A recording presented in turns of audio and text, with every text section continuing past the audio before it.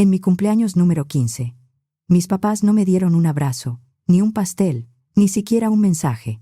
Me quitaron mi cuarto, pusieron una cuna en su lugar y me dijeron que ya no había espacio para mí en la casa. Me llamo Natalia. Para entender cómo llegué a ese día, tienen que conocer a mi familia. Mi mamá, Claudia, vivía para su trabajo. Mi papá, Fernando, estaba ahí. Pero cuando se trataba de mí, se hacía a un lado. No discutía, no defendía, no decidía. Dejaba que mi mamá hiciera lo que quisiera y luego actuaba como si él no tuviera nada que ver. Mi hermana Jimena era 14 años mayor que yo. Cuando yo empecé a entender el mundo, ella ya estaba en la prepa, luego en la universidad y después haciendo su propia vida. Nunca fui su hermanita. Fui una molestia que apareció tarde, cuando todos creían que la familia ya estaba completa.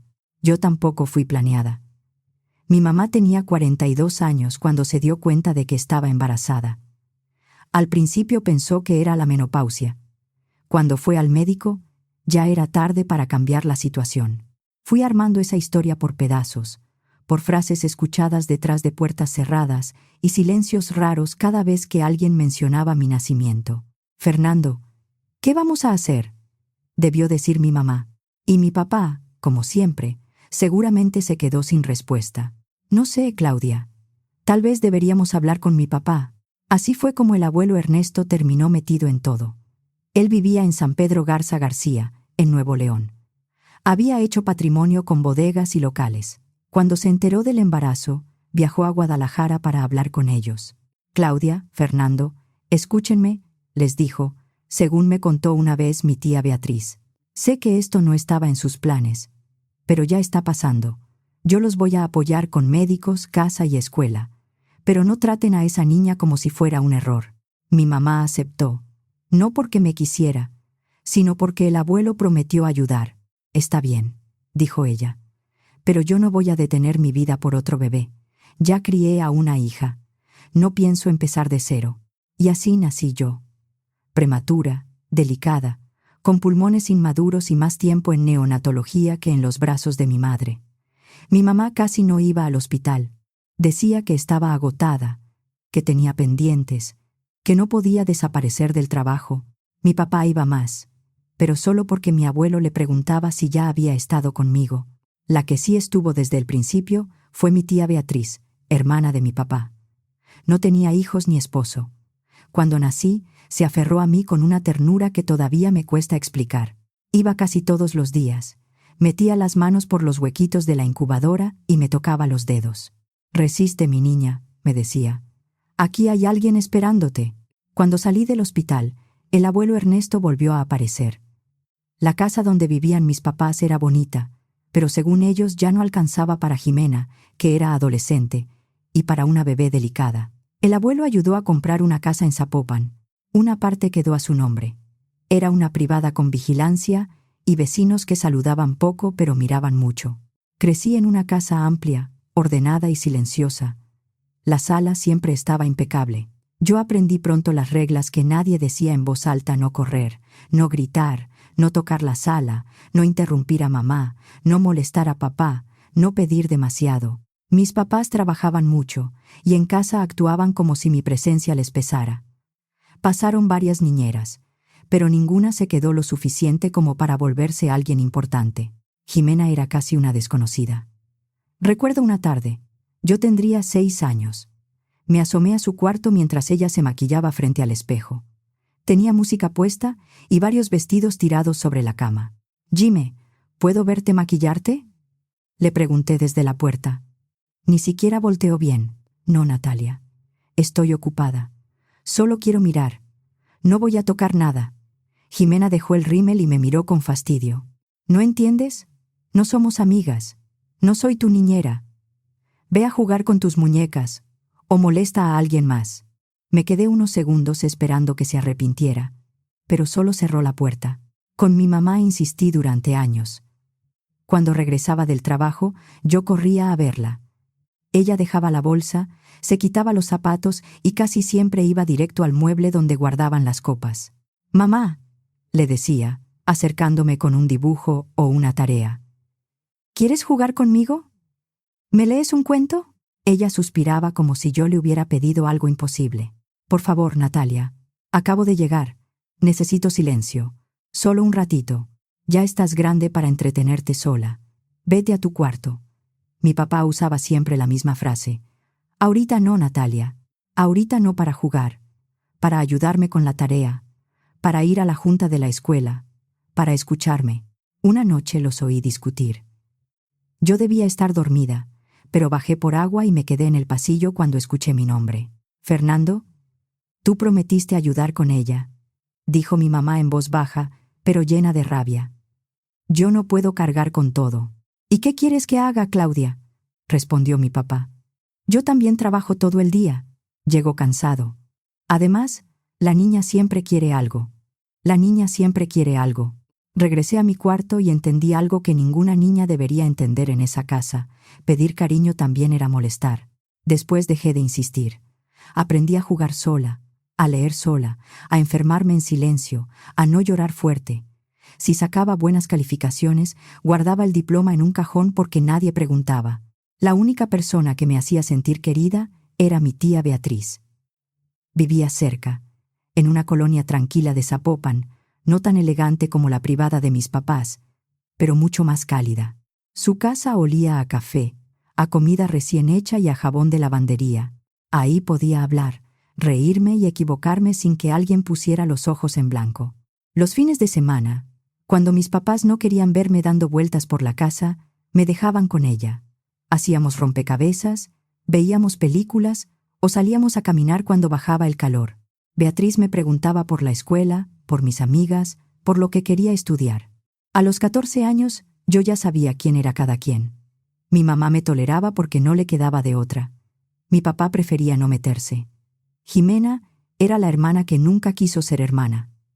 Beatriz era mi refugio. Y mi abuelo Ernesto aparecía de vez en cuando. Me mandaba regalos, me hablaba y me preguntaba cosas que nadie más preguntaba. ¿Estás bien, Natalia? Yo casi siempre decía que sí. No porque fuera verdad, sino porque me daba vergüenza admitir lo contrario. El golpe llegó cuando estaba por cumplir 15. Mis papás me llamaron a la sala una tarde.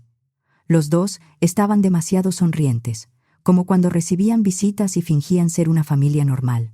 Natalia, dijo mi mamá, con una alegría que no era para mí. Tenemos una noticia preciosa.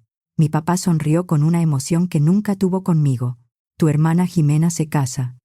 Y además, está embarazada. Yo parpadeé. Ah, qué bien. Mi mamá sonrió. Vamos a ser abuelos.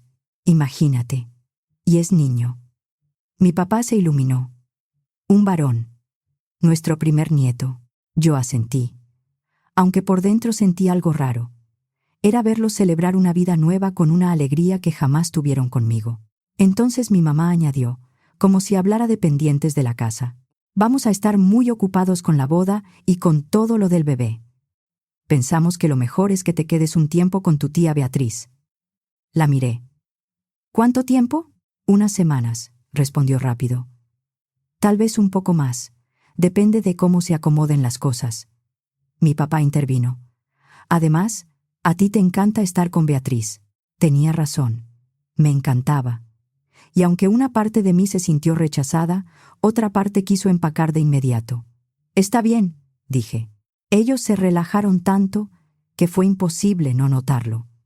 Subí a mi cuarto, metí ropa en una maleta y al día siguiente me fui con Beatriz. Esas semanas fueron tranquilas. Mientras en la casa de mis papás hablaban de boda y ultrasonidos, yo desayunaba sin miedo, hacía tareas y hablaba de mi día sin sentir que estorbaba. A veces me daba culpa estar tan contenta lejos de mi casa. Luego recordaba que allá nadie me estaba esperando. Una semana antes de la boda llegó mi cumpleaños número 15. En México, cumplir 15 años pesa, aunque no haya fiesta grande. Yo no esperaba vestido, salón ni vals. No quería una celebración enorme, pero pensé que tal vez mis papás me llamarían. Un pastel pequeño. Un mensaje. Esa mañana desperté con olor a hot cakes. Bajé en pijama y encontré a mi tía Beatriz en la cocina, cantando las mañanitas con una voz desafinada, pero feliz. Había puesto la mesa con un vasito con flores y una vela clavada en un hot cake. «Feliz cumpleaños, mi niña», dijo, abrazándome fuerte. Después del desayuno, me entregó una caja envuelta con papel azul. «Esto llegó de parte de tu abuelo Ernesto». Era un celular nuevo, de los buenos. Lo prendí con las manos temblorosas. Lo primero que hice fue llamar a mi abuelo. «Feliz cumpleaños, Natalia», dijo apenas contestó. «Abuelo, gracias. Está increíble. Te lo mereces, hija». Hablamos unos minutos. Me preguntó qué había desayunado, si Beatriz me estaba consintiendo y si ya me habían felicitado mis papás. Se me hizo un nudo en la garganta. «No los he visto todavía», respondí, tratando de sonar normal. Pensaba ir más tarde a la casa. Seguro están ocupados con lo de la boda. Hubo un silencio breve. Tal vez notó mi voz. «Cuando vayas, hazme una videollamada», dijo. «Quiero saludarlos y verte con ellos un momento». Dudé, pero acepté. Quizá queríamos darles una última oportunidad. Esa tarde me arreglé un poco. Mi tía me preguntó si quería acompañarme, pero le dije que no. En la entrada de la privada, el vigilante me reconoció y me dejó pasar. Antes de abrir, llamé a mi abuelo por video. «Ya llegué», le dije. «Muy bien, hija. Entra. Aquí estoy contigo». Abrí con mi llave. La casa estaba demasiado silenciosa. No había globos, ni música, ni voces. Nada. «¿Mamá? ¿Papá?», llamé. Nadie respondió. Subí las escaleras. Al llegar al pasillo, vi algo raro. La puerta de mi cuarto estaba cerrada. Yo siempre la dejaba abierta. «Qué raro», murmuré. Puse la mano en la perilla y abrí. Lo que vi me dejó sin aire. Ya no era mi cuarto. Las paredes, antes color lila suave, estaban pintadas de azul claro. Mis pósters no estaban. Mi escritorio tampoco. Mi cama había desaparecido. En su lugar había una cuna blanca, una mecedora, peluches nuevos y cuadros de animalitos. En una esquina había pañales y cajas con ropa de bebé. Me quedé inmóvil. La cámara del celular seguía apuntando hacia el cuarto. Mi abuelo lo estaba viendo todo. «Este es mi cuarto», dije. «Más para mí que para él. ¿Dónde están mis cosas?». En ese momento escuché una puerta abrirse detrás de mí. Me volteé. Mis papás salieron de su recámara. Mi mamá se quedó rígida al verme. Mi papá miró mi cara y luego el celular. «Natalia», dijo ella. «¿Qué haces aquí?». Señalé el cuarto. «¿Qué hicieron con mi recámara?». Mi papá carraspeó. «Necesitábamos ese espacio». «¿Para qué?». Mi mamá sonrió, pero la sonrisa le salió dura. «Para el bebé de Jimena. Es nuestro primer nieto. Como Jimena y Andrés van a vivir aquí un tiempo mientras nace el bebé y encuentran departamento, queríamos tener todo listo». Sentí que el piso se movía. «¿Y mis cosas?». «Están en cajas, abajo», respondió mi papá. «Las puedes llevar a casa de Beatriz». «¿Por qué a casa de Beatriz?». Mi mamá soltó un suspiro. «Porque aquí ya no hay lugar para ti». La frase me dejó quieta. «Sí hay lugar. Esta casa tiene más cuartos. Jimena y Andrés van a ocupar la recámara de visitas», explicó ella, perdiendo la paciencia. «El bebé necesita un cuarto. Tú estás bien con Beatriz. No hagas esto más complicado». Una parte de mí todavía esperaba que dijera que era temporal. Pero sus ojos no tenían culpa. Tenían prisa. «Hoy es mi cumpleaños», dije. Mi papá frunció el ceño. «¿Eso qué tiene que ver?». Me dolió más de lo que esperaba. Mi mamá ni siquiera parpadeó. «Natalia, por favor, no tenemos cabeza para berrinches. La boda es en unos días. Cumplo 15 años. Y ustedes me quitaron mi cuarto». Mi mamá apretó los labios. «Ya basta. No eres una niña chiquita. No me avisaron. No me preguntaron. Llegué y ya no tengo nada. Porque siempre haces todo sobre ti», dijo ella. «Jimena va a tener un bebé. Esta familia por fin tiene una alegría. No arruines eso». Me dolió, pero por primera vez no me quedé callada. «¿Esta familia?», pregunté. «¿Y yo qué soy?». Mi papá miró hacia la ventana. «Natalia, no empieces. Respóndanme. ¿Yo qué soy?». Mi mamá perdió la máscara. «Eres una responsabilidad que nunca buscamos», dijo. «Eso eres. Yo no quería otro hijo a los 42 años. Tu papá lo sabe. Tu abuelo se metió, prometió ayudar, y aquí estamos». 15 años después, todavía pagando las consecuencias. La mano me tembló tanto que casi se me cayó el celular. Mi papá no la contradijo. Nunca quisimos una segunda hija. Dijo con una frialdad que no voy a olvidar. Fuiste un accidente, Natalia. Ahora tenemos la oportunidad de apoyar a Jimena y al bebé como se debe. No vamos a detener todo por tus reclamos. El silencio fue pesado. Y del celular, muy bajo, escuché la voz de mi abuelo. Natalia. Mis papás se congelaron. Mi mamá miró el teléfono. ¿Quién está ahí? Levanté el celular. En la pantalla estaba mi abuelo Ernesto, serio, pálido de coraje. Después supe que, al ver el cuarto, empezó a grabar la pantalla desde su teléfono como pudo. No quedó perfecto, pero se escuchaba lo importante. El abuelo, dije. A mi mamá se le fue el color de la cara. Natalia, apaga eso. No. Apágalo ahora mismo. Mi papá dio un paso hacia mí. Dale el teléfono a tu mamá. Retrocedí. No me toquen. Mi mamá respiró hondo, tratando de recuperar su tono correcto. Ernesto, usted no entiende. Esto no es lo que parece. La voz de mi abuelo salió firme desde el celular. Entiendo perfectamente. Mi papá se desesperó. Papá, luego hablamos. No cuelguen, dijo mi abuelo. Ya escuché bastante. Mi mamá me miró con una rabia que ya no ocultó. Perfecto. ¿Quieres hacer escándalo? Ahí tienes tus cosas. Llévatelas y vete con Beatriz. Ella te quiere tanto que ella se haga cargo. Bajaron conmigo casi empujándome con la mirada. Junto a la puerta principal estaban varias cajas y 2 bolsas negras con mi ropa, mis libros, mis cuadernos y mis fotos. Mis cosas estaban apiladas como si fueran basura. Esto no puede estar pasando, dije. Mi papá abrió la puerta. Claro que puede, ya pasó. Soy su hija. Mi mamá se acercó, con la voz baja para que no la oyera el vigilante ni los vecinos. Entonces compórtate como alguien que entiende cuando sobra. Eso fue lo último que me dijo antes de que mi papá sacara las cajas a la entrada. Yo estaba llorando, pero ya no intenté detenerlos. Por favor, dije. No hagan esto. Bájale la voz, dijo mi mamá. ¿Quieres que toda la privada se entere? Sí, respondí, con lágrimas en la cara. ¡Que se enteren! Mi papá me tomó del brazo. No fue un golpe, pero sus dedos se clavaron con fuerza. Ya estuvo. Sal. Me soltó afuera y cerró la puerta. Me quedé sentada en el escalón de la entrada. El celular seguía en mi mano. La llamada no se había cortado. Natalia, dijo mi abuelo, con la voz quebrada. Hija, mírame. Levanté el teléfono. ¿Lo viste? Dije. Lo viste todo. Sí. Y lo siento mucho. No debiste vivir eso. Empecé a llorar sin poder cuidarme de cómo sonaba. Ve con Beatriz, me dijo. No estás sola, te lo prometo. Yo voy a arreglar esto. No quiero volver aquí. No vas a volver si no quieres. Cargué lo que pude hasta la caseta. El vigilante me vio con la cara deshecha y no preguntó. Solo me ayudó a pedir un carro por una aplicación y luego a subir las cajas a la cajuela cuando llegó. Cuando llegué, mi tía abrió la puerta y me vio con los ojos hinchados, el vestido arrugado y las bolsas a mis pies. No necesitó explicación. Me abrazó tan fuerte que por fin pude soltar todo. Esa noche, a pesar de todo, insistió en celebrar mi cumpleaños. Llamó a 2 amigas de la escuela.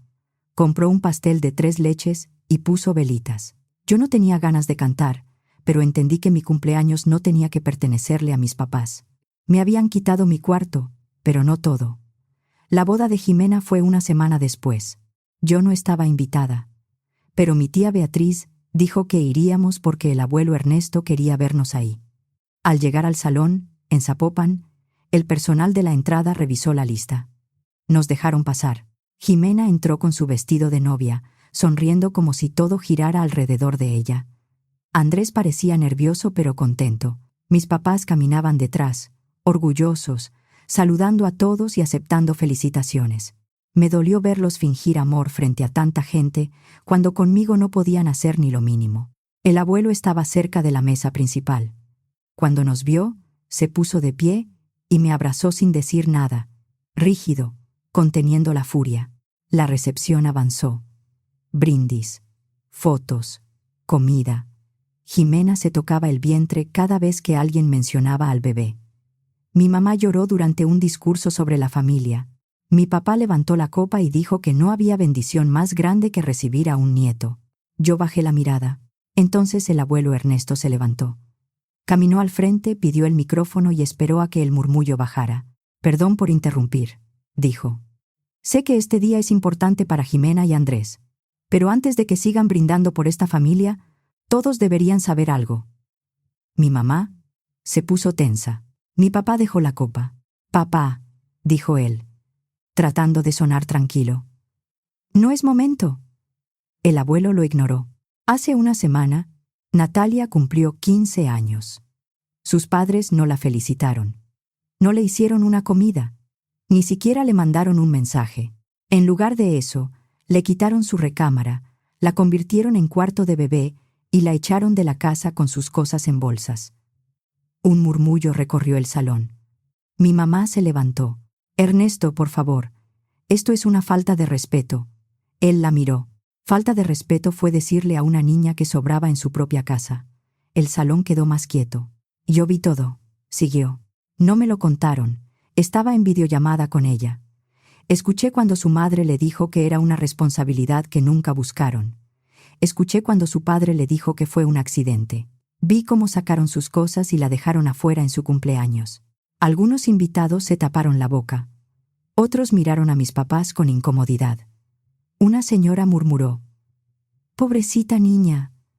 Alguien más dijo: «¡Qué vergüenza!». Jimena empezó a llorar, pero no por mí. Lloraba porque su boda ya no era perfecta. «Abuelo», dijo con la voz rota, «me estás arruinando el día». El abuelo la miró. «No, Jimena. Tu hijo necesitaba un cuarto. Natalia no necesitaba que la echaran». Andrés bajó la mirada. Mi mamá estaba roja de coraje. Mi papá parecía a punto de explotar. El abuelo tomó aire.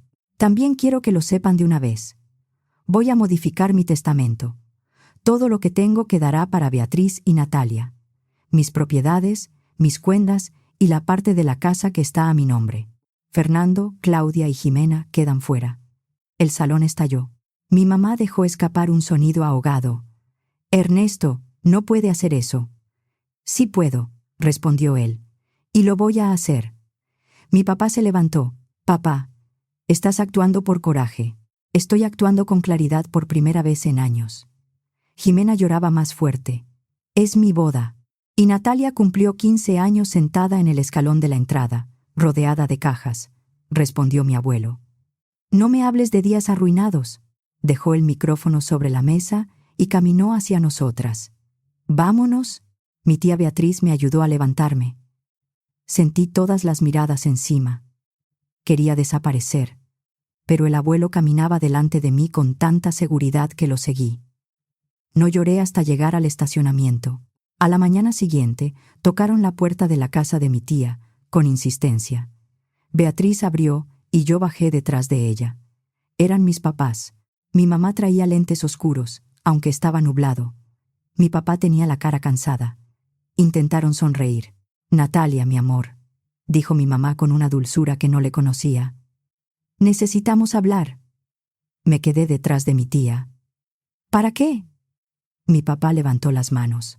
«Cometimos errores, muchos, pero eres nuestra hija. Queremos que vuelvas a casa». Los miré. Apenas unos días antes no había espacio para mí. Ahora sí. «¿Quieren que vuelva?». «Claro», dijo mi mamá. «Te extrañamos». La risa me salió amarga. No se acordaron ni de mi cumpleaños. «Estábamos bajo mucha presión», respondió ella. La boda, el bebé, todo se juntó. Me dijeron que era un accidente. Mi papá miró al piso. Dijimos cosas horribles. Estábamos alterados. Me echaron. Fue un malentendido», añadió mi mamá rápido. «Nadie quiso echarte de verdad. Mis cosas estaban en bolsas junto a la puerta». Ninguno respondió. Entonces entendí. No estaban ahí por mí. Estaban ahí por el testamento, por la casa, por las propiedades, por el miedo a perder lo que creían suyo. «Esto es por el dinero del abuelo», dije. Mi mamá abrió la boca, ofendida. ¿Cómo puedes decir eso? Porque si él no los hubiera sacado del testamento, ustedes no estarían aquí. La cara de mi papá se endureció apenas un segundo, lo suficiente para confirmarlo. Váyanse, dije. Natalia, suplicó mi mamá, no seas injusta. Injusta yo no. Ustedes. Cerré la puerta, pero no se rindieron. Durante los días siguientes llamaron, mandaron mensajes, flores y regalos que no abrí. De pronto, mi mamá escribía, mi niña, y te amo. Mi papá mandaba audios diciendo que una familia no debía romperse por un error. Jimena también empezó a escribir. Primero suave, luego con reclamos. Una tarde, mis papás llegaron mientras mi tía Beatriz volvía del súper. Yo estaba en la sala y escuché voces afuera. Es nuestra hija, decía mi papá. No puedes impedirnos verla. No voy a dejarlos entrar si Natalia no quiere, respondió mi tía. Mi mamá sonaba desesperada. Beatriz, no te metas. Tú no eres su madre. Algo en mí se cansó. Abrí la puerta y los vi tratando de pasar. Mi tía sostenía una bolsa de mandado contra el pecho. Natalia, dijo mi mamá, estirando la mano. Ven, vamos a casa. Miré a Beatriz. Y en ese momento supe exactamente lo que quería. Tía, dije, con la voz temblando pero clara. Quiero vivir contigo legalmente. El silencio cayó de golpe. Mi mamá abrió los ojos. ¿Qué dijiste? Repetí, más fuerte. Quiero que pidas mi guarda y custodia. No quiero volver con ellos. Mi papá se puso rojo. No puedes decidir eso. Puedo decirlo. Y lo voy a decir ante una jueza si hace falta. Mi tía dejó las bolsas en el piso. Me miró con lágrimas en los ojos, pero sonrió. Yo acepto, Natalia. Si eso quieres, estoy contigo. Al día siguiente, mi abuelo nos contactó con un abogado de familia. Hubo documentos, citas, entrevistas, valoraciones psicológicas y miedo. Yo temía que una jueza dijera que tenía que volver con mis papás porque eran mis padres y porque tenían dinero. Pero yo tenía algo que ellos no podían borrar: el video. Mi abuelo había grabado parte de la videollamada desde su teléfono. No era una grabación perfecta. A veces se movía la imagen, a veces se escuchaba bajo, pero bastaba. Se veía mi cuarto convertido en cuarto de bebé. Se oía a mi mamá decir que yo era una responsabilidad que nunca buscaron. Se escuchaba a mi papá decir que fui un accidente. Se veía cuando sacaban mis cosas. La audiencia en el juzgado familiar fue uno de los días más difíciles de mi vida. Mis papás llegaron vestidos como si fueran a una junta importante. Mi mamá se veía serena. Mi papá intentó parecer preocupado. Dijeron que yo era una adolescente confundida, que mi tía me influenciaba y que todo se había sacado de contexto. Yo los escuché sin levantar la mirada. Luego el abogado pidió mostrar el video. La sala se quedó en silencio mientras se reproducía. Cada frase volvió a doler. Pero esta vez no estaba sola en la entrada de una casa. Había una jueza escuchando. Cuando terminó, la jueza se quitó los lentes y miró a mis papás con una dureza tranquila. Esto no parece un malentendido, dijo. Lo que se observa aquí es rechazo, abandono emocional y una expulsión del hogar en condiciones humillantes para una menor de edad. Mi mamá intentó hablar. Jueza, estábamos bajo presión. La jueza la interrumpió. La presión no justifica decirle a una hija que sobra. Después de revisar el caso, las entrevistas y el informe psicológico, la jueza concedió a mi tía Beatriz la guarda y custodia provisional, con medidas para que mis papás no pudieran sacarme de su casa ni presionarme. Meses después, se formalizó que yo viviría con ella. Mis papás conservaron obligaciones, pero perdieron el control sobre mi vida diaria. Para mí, eso fue libertad. No fue felicidad inmediata. Había noches en que me despertaba pensando en mi cuarto azul, en la cuna, en la voz de mi mamá diciendo que yo era una responsabilidad. Mi tía Beatriz me consiguió terapia. El abuelo Ernesto la pagó sin hacer preguntas. Poco a poco, la casa de mi tía dejó de sentirse como refugio temporal y empezó a sentirse como hogar. Pusimos mis libros en un estante, compramos un escritorio usado y Beatriz me dejó escoger las cortinas. Nadie me dijo que ocupaba espacio. Nadie suspiró cuando pedí cenar juntas. Unas semanas después, antes de regresar a Nuevo León, El abuelo Ernesto nos citó en una notaría en Guadalajara. El lugar olía a madera pulida y papeles viejos. El abuelo estaba sentado junto a su abogado, serio, pero al verme me guiñó un ojo. Natalia, Beatriz, dijo. Quiero que sepan que ya hice los cambios que prometí. El notario explicó que el testamento había sido modificado. Sus propiedades, sus cuentas y sus participaciones quedarían para Beatriz y para mí. También dejó instrucciones sobre lo que pasaría, cuando él faltara, con la parte de la casa familiar que seguía a su nombre. El abuelo no lo había dicho en la boda para asustarlos. Lo hizo. Abuelo, dije cuando salimos. Yo no te pedí esto, lo sé. No quiero que pienses que quiero tu dinero. Él se detuvo y me miró con una seriedad suave.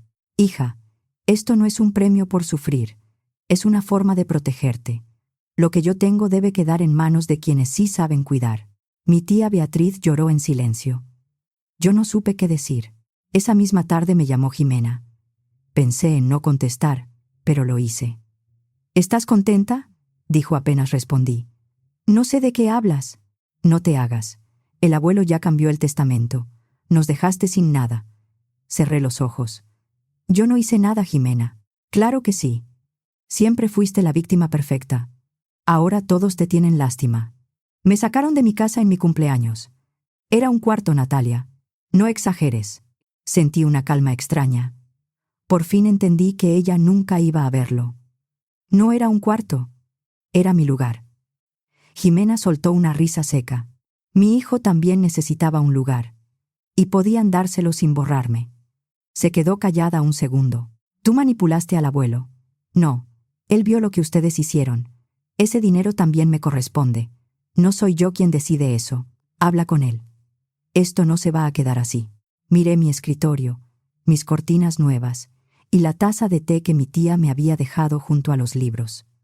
Pensé en todas las veces que me callé para no molestar. Haz lo que quieras, Jimena, le dije. Pero no vuelvas a llamarme para cobrarme lo que ustedes hicieron. Colgué. Después de eso, las cosas no se volvieron perfectas. Mi mamá siguió mandando mensajes por un tiempo. Mi papá intentó acercarse a través de familiares. Algunos parientes dijeron que el abuelo había sido demasiado duro, que una familia no debía ventilar sus problemas en una boda y que yo debía perdonar porque padres solo hay unos. Otros dejaron de hablarles. Me concentré en la escuela. Quería entrar a una buena preparatoria con beca. Beatriz revisaba opciones conmigo. El abuelo me llamaba cada domingo. Ya no me preguntaba solo si estaba bien. Me preguntaba qué necesitaba y qué soñaba. A veces todavía me duele. No se deja de querer a unos padres de un día para otro, incluso cuando esos padres te lastimaron. Que Beatriz me quisiera bien no borró todo, pero me ayudó a respirar. Con ella dejé de sentir que tenía que justificar mi lugar en la mesa. Mis papás quisieron reemplazarme con una cuna. Creyeron que podían sacar mis cosas, cerrar la puerta y seguir brindando como si nada. Esa vez mi abuelo lo vio. Y eso cambió todo. También cambió algo en mí. Dejé de fingir que aquello era normal.